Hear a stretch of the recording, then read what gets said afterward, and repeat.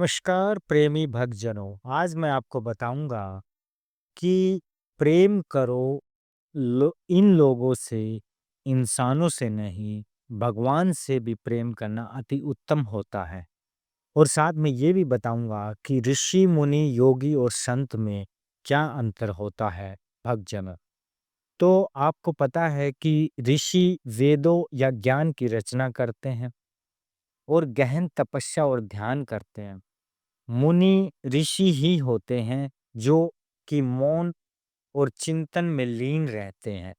योगी योग के माध्यम से आत्म साक्षात्कार या ईश्वर को प्राप्त करने का अभ्यास करते हैं और संत सत्य का आचरण करने वाले आत्मज्ञानी व्यक्ति होते हैं। अब ऋषि जो होते हैं, ऋषि उन व्यक्तियों को कहा जाता है जिन्होंने कठोर तपस्या और ध्यान के माध्यम से सत्य और उच्च ज्ञान को प्राप्त किया होता है भक्तों। रचयिता वेदों और धार्मिक ग्रंथों के रचयितों रचयिता यानी रचयिताओं जिन्होंने रचना की है उनको ऋषि कहा जाता है। ये मोह माया और अहंकार जैसी वृत्तियों से मुक्त होते हैं और समाज का कल्याण करने के लिए ज्ञान प्रदान करते हैं भक्तों। अब जो मुनि होते हैं, मुनि वो ऋषि होते हैं जो ज्ञान प्राप्ति के बाद मौन रहने का व्रत लेते हैं और आंतरिक चिंतन का मनन पर ध्यान केंद्रित करते हैं। संस्कृत में मनन शब्द से मुनि शब्द आया है जिसका अर्थ है विचार करना। वे अनावश्यक बातचीत से बचते हैं। मुनि लोग ये सत्य की खोज के लिए अपने मन और वाणी को नियंत्रित करते हैं और आंतरिक अनुभूति पर ध्यान देते हैं भक्तजनों। योगी होते हैं, योगी वह व्यक्ति होते हैं जो योग के माध्यम से आत्म साक्षात्कार या ईश्वर को प्राप्त करने के लिए एक विशिष्ट साधना करता है। भगवान कृष्ण के अनुसार एक योगी दुनिया में या दुनिया से दूर रहते हैं और आत्म साक्षात्कार के लिए निरंतर अभ्यास करता है। योगी का पूरा जीवन ईश्वर की साधना में लगा रहता है भक्तों। संत संत वे होते हैं जिनका आचरण सत्य होता है। वे आत्मज्ञानी और सत्यवादी होते हैं। संत ने संसार और आध्यात्मिकता के बीच संतुलन बनाए रखा होता है।